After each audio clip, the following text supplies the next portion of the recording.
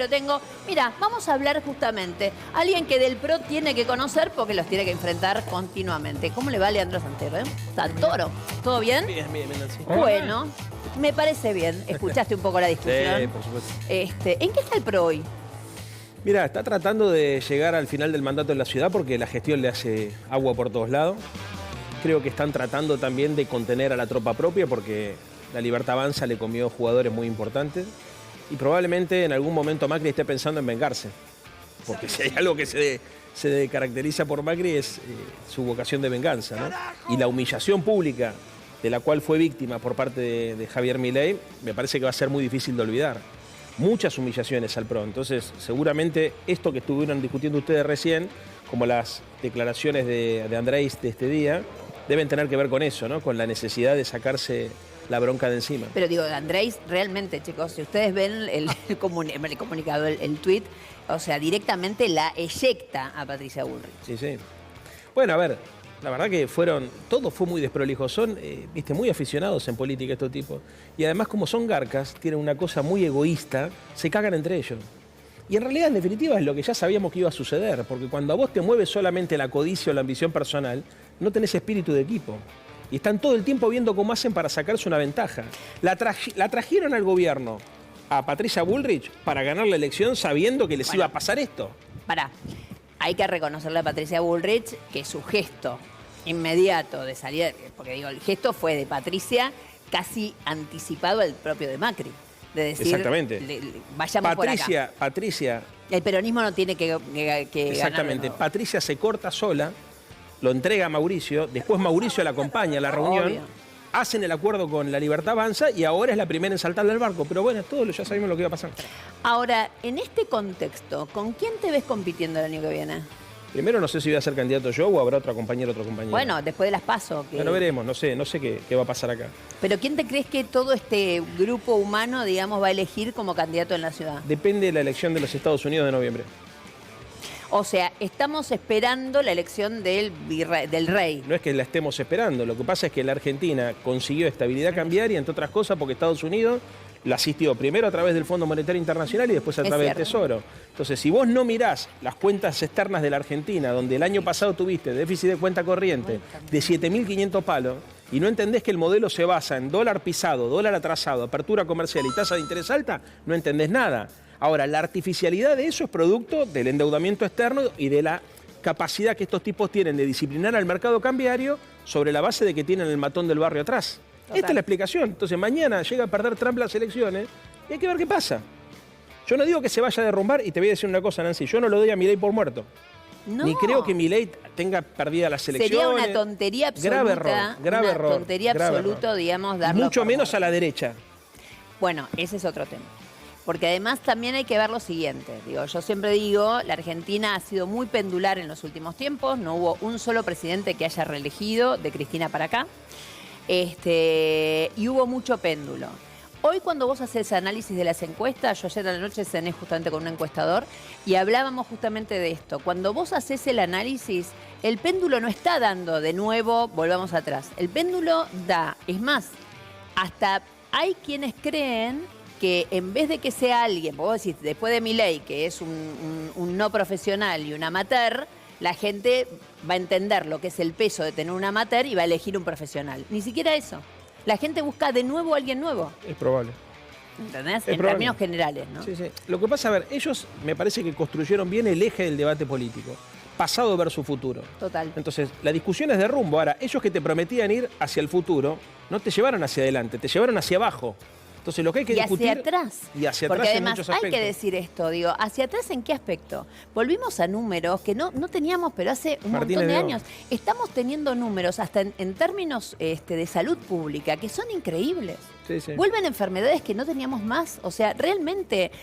Esta historia de que él haya venido a proponer algo nuevo es totalmente errónea. Volvió a proponer algo muy viejo. La diferenciación es que él la vendió como algo nuevo, sí, pero en realidad era pasado. Absolutamente. A ver, muchas similitudes con lo que fue la década del 70, la revolución conservadora, Thatcher y Reagan, hasta la crisis del petróleo, digamos, el conflicto en Irán, exactamente lo mismo. Eso obviamente es azaroso. Pero el punto es que hay que discutir cómo salimos hacia arriba y hacia adelante. Y esa es la definición que hay que tomar y hay que discutir en serio cuáles son las herramientas para que la Argentina pueda ir hacia arriba y hacia adelante.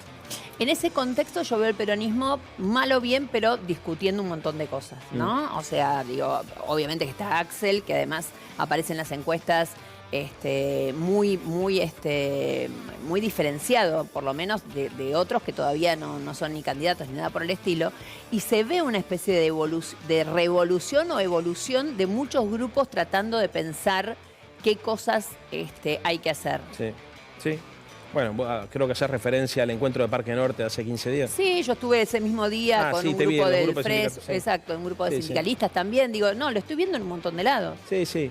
Mira, yo creo que es imprescindible. ¿Vos fuiste a Parque Norte? No. Sí. Ah, estuviste. Sí. Tengo mis amigos que están ahí, digamos. Así que, por supuesto, que pasé a saludar y estuve con ellos todo el día. Mirá, es interesante porque lo que está discutiendo la Argentina, o por lo menos la oposición a Milei, es cómo conseguimos conciliar el crecimiento económico y la distribución del ingreso, que es clave, sin abandonar la necesidad de la estabilidad, que esto es un poco el aprendizaje. O sea, ¿qué no puede hacer la Argentina? No puede sobreendeudarse, no puede emitir a lo loco y no puede meter presión fiscal sobre cualquier lugar. ¿Qué sí tiene que hacer? Tiene que cambiar la matriz impositiva, porque no puede ser que los ricos no paguen impuestos y que a la clase media le suban ganancias, por ejemplo. Creo que tiene que pensar una forma de financiamiento alternativo del Estado, que esto es algo que yo vengo diciendo, gracias a Dios, en este canal y en otros lugares me han dado el espacio, porque si no discutimos cómo se financia el Estado, no entendemos lo que viene. Nancy, para adelante tenés dos cosas. De todas maneras, como consigna esta cosa de queremos, ¿cuál era? Queremos el superávit fiscal, me pareció un poco berreta también. Yo no dije eso. No, vos no, pero digo, la consigna del encuentro partía de la base de nosotros estamos por el superávit fiscal. Y en realidad, para mí, lo que el peronismo históricamente representó es la redistribución distinta. Entonces, superávit, señores, o sea, tuvo Néstor Kirchner. Exacto. Porque si no parece que el peronismo se enteró que hay superávit a partir de Milei. Están todos locos. O sea, por eso digo, esta consigna de levantar, bueno, queremos el superávit o vamos a mantener, es casi como hablarle al círculo rojo. Che, miren que nosotros somos los peronistas, pero que, viste, vamos a mantener estas cosas. No, por eso yo te decía las tres cosas, ¿no? Sobre endeudamiento, emisión monetaria y presión fiscal, que son equilibrios. Ahora, en materia de superávit fiscal, yo hablo de responsabilidad fiscal, ¿no? Otros compañeros del peronismo hablan de disciplina fiscal. De lo que se trata es de entender que vos tenés que... A ver, es freno y acelerador en la macroeconomía. No es solamente decir, bueno, se emite o solamente el dogmatismo de el equilibrio fiscal a costa del hambre de los jubilados. Tampoco va. Porque vos tenés que alinear también... Igual tienen que encontrar algo que no sea motosierra, o sea... Por supuesto, pero por supuesto. Por eso hablo de responsabilidad fiscal. Y de una forma de financiar el Estado distinta. Total. Vos pensá, Nancy, que nosotros dentro de muy poco tiempo vamos a tener dos problemas graves. El primero es el impacto de la inteligencia artificial sobre el mercado de trabajo. Y a eso sumarle la informalidad laboral. No aportan a la seguridad social.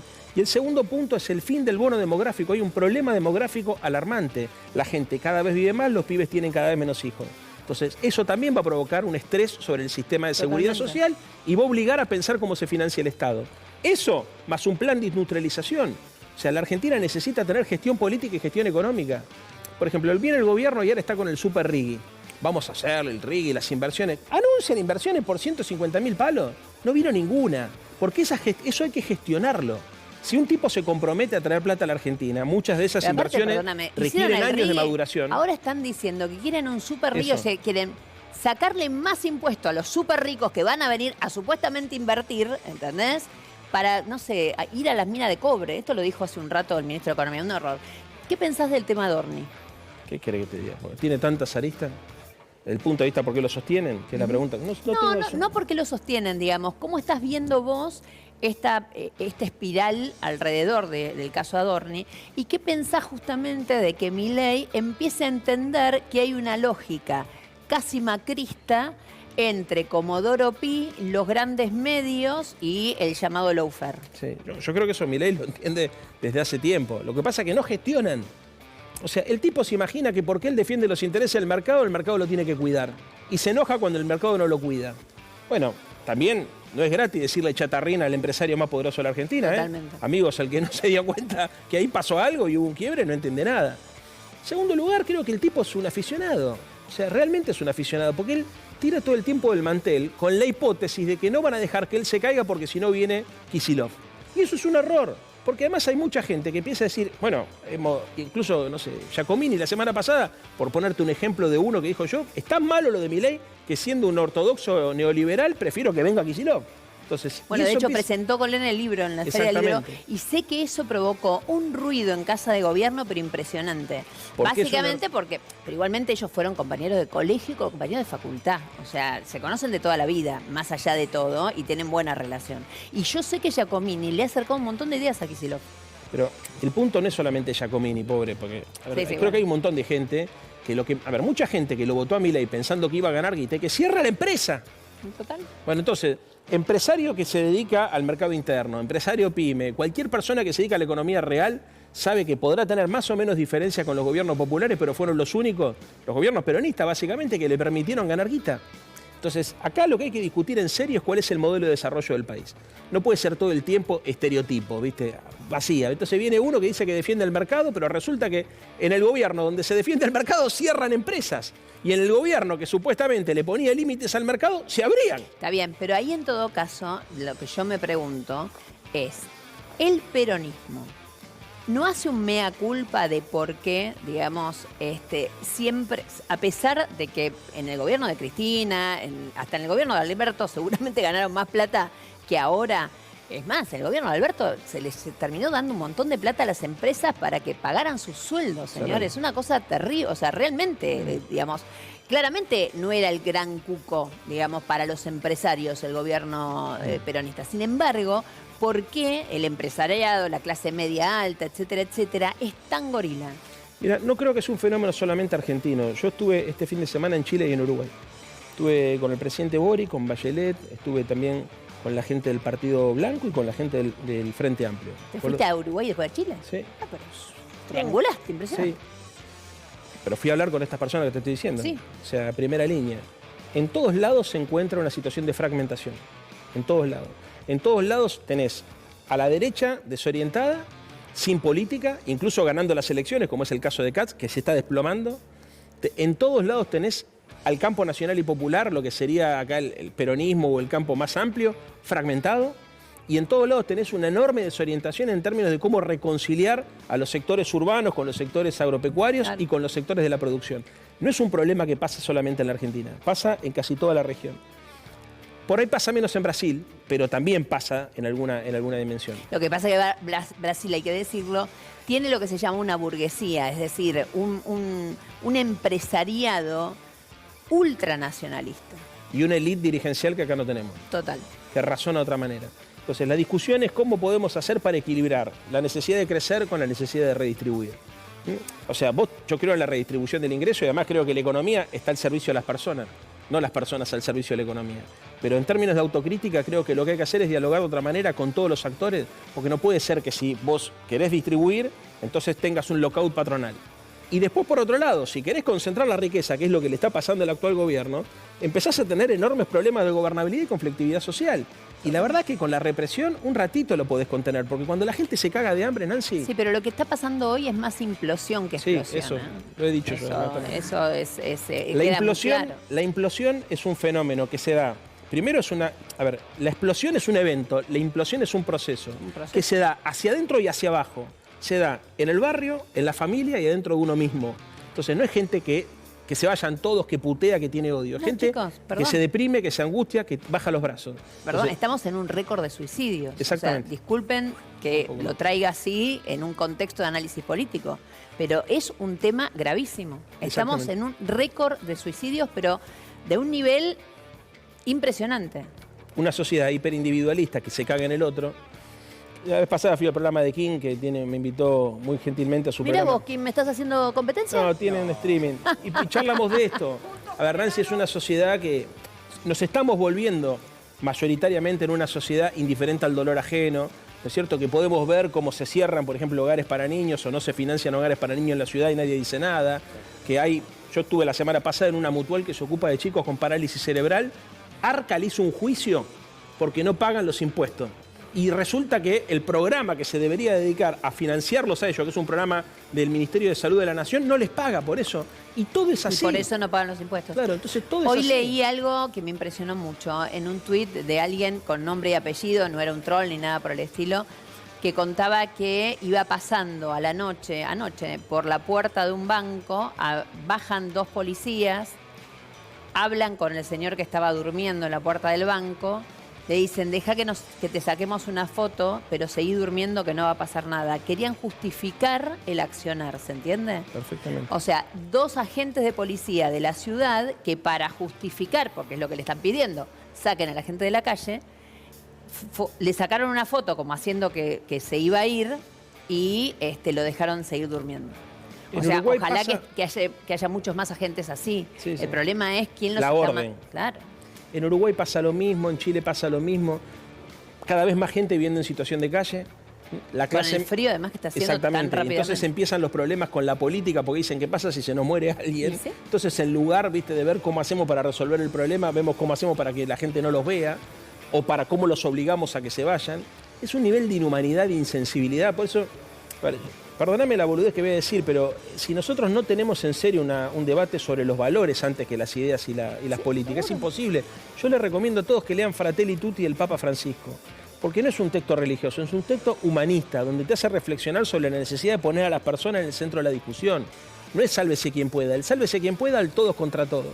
Y si nosotros no ponemos esto en esencia, hoy los pibes más jóvenes, la verdad, viste, los valores que vienen desde el gobierno y desde el poder son valores de mierda que tiene que trabajar. Si vos trabajás sos un boludo. La derecha antes tenía el discurso de la meritocracia, ahora ni siquiera. No. Ahora sé trabajar la plata, eso es lo que tenés que hacer, trabajar. Terrible. El vivo, ¿sabés qué es? Es el que consigue ganar mucha guita rápido, hacer semillo rápido sin laburar. Cagate en el otro, vos preocupate solamente de vos mismo, desentendete de lo que le pasa a los demás, incluso a tu familia. Viví de tus viejos, hasta la edad que puedas, así les podés sacar el mayor rédito posible, porque nadie te consultó si vos querías nacer. Es un delirio. Es un delirio. Entonces, es una discusión de valores, Nancy, es una discusión de valores que se tiene que traducir en política.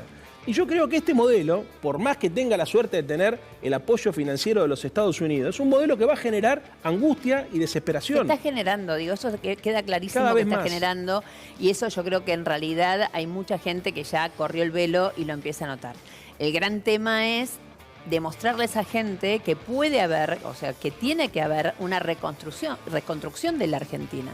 Porque el gran problema que estamos teniendo es que Milei no es una cosa más. Milei destruyó y sigue destruyendo tantas cosas en lo cotidiano que lo que hay que discutir ya es cómo se va a reconstruir todo lo que está tirando abajo.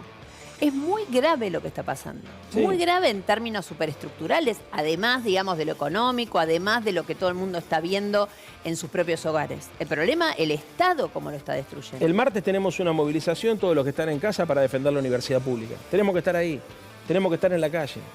Tenemos que ser capaces Martes también... 12, 5 de la tarde.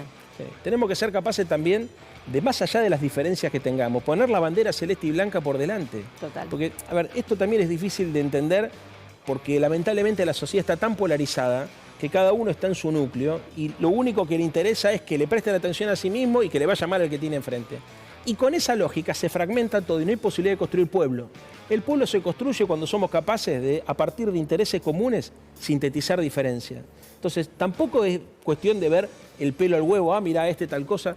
Yo te digo, yo he venido acá para decir, quienes fueron responsables de darle gobernabilidad a Milei no pueden integrar un frente y lo sigo sosteniendo, porque básicamente la gente nos va a cagar a palo en el culo, nos va a trompadas a todas patadas en el culo.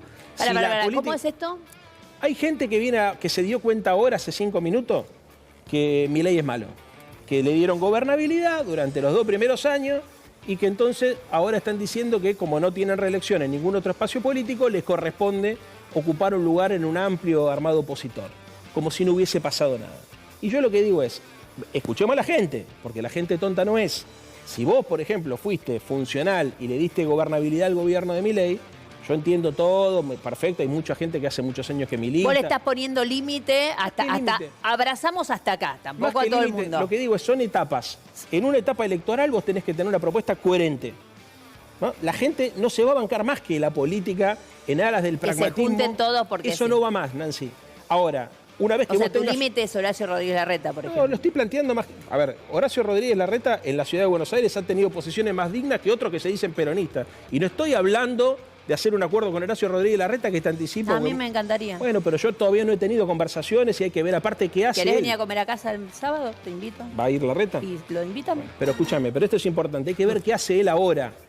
Porque la legislatura empieza a andar ahora y queremos ver cómo vota ahora. Eso es una cosa. Ahora, el otro punto que quiero cerrar de esta discusión es que la Argentina sí gobierna un proyecto popular que tiene vocación de construir mayorías, de desarrollarse y de generar condiciones de inclusión, también tiene que abrirle las puertas a otros sectores y sentar a todos, pero eso una vez que tengas definido el rumbo. O sea, la Argentina necesita un gobierno de unidad nacional con rumbo. Esto va a ser muy parecido a lo que nos pasó en el 2002, y no lo digo por la explosión del 2001, lo digo por la destrucción de la política. Y eso, el del 2002 no sale solo, Néstor, ¿eh? No, olvidate. Esto sale antes, con un acuerdo entre Duhalde y Alfonsín. Bueno, lo que pasa es que no... Donde primero el problema Remes, es que ya no tenemos casi ni peronismo ni radicalismo. Pero ahí había un concepto. Lo seguimos otra noche. Muchas gracias. Bueno, beso. Gracias.